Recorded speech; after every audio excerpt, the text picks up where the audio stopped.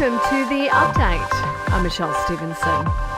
The federal government says it has no plans to spend a larger than expected budget surplus on extra cost of living relief. In May, Labor forecast that the nation's finances to be around $4 billion in the black, but now the Treasurer is predicting an increase to more than $20 billion. Jim Chalmers says most of the money will be banked away. If you want to do more on the cost of living front, it gives you the flexibility to do that. It builds a buffer against this international uncertainty that we are confronting right now as well. Labor, meantime, has been accused of just implementing the union's agenda after flagging major changes to laws surrounding casual workers. Under the reforms, employees who work regular hours for at least a year would be able to make the switch to full or part-time.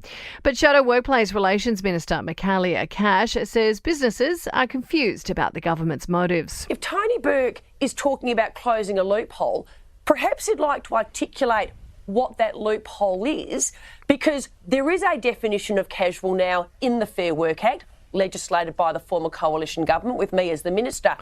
The Robodebt Royal Commission has claimed its first scalp. Catherine Campbell, the boss of the Human Services Department when the bungled scheme was created, resigning from her top job in defence.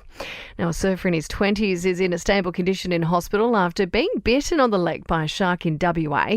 A great white was spotted in the area shortly after the attack, with authorities quickly closing the surrounding beaches. And the amount of cash circulating in Australia has declined for the first time since 1966, when we moved to dollars and cents. Sport and entertainment are next. To sport, and the Rabbitohs are preparing to welcome back their sheriff for this weekend's clash with the Tigers. Latrell Mitchell is poised to play his first game in 2 months after overcoming a chronic calf injury. And Aussie golfer Jason Day has finished equal second at the Open Championship, won by Brian Harman.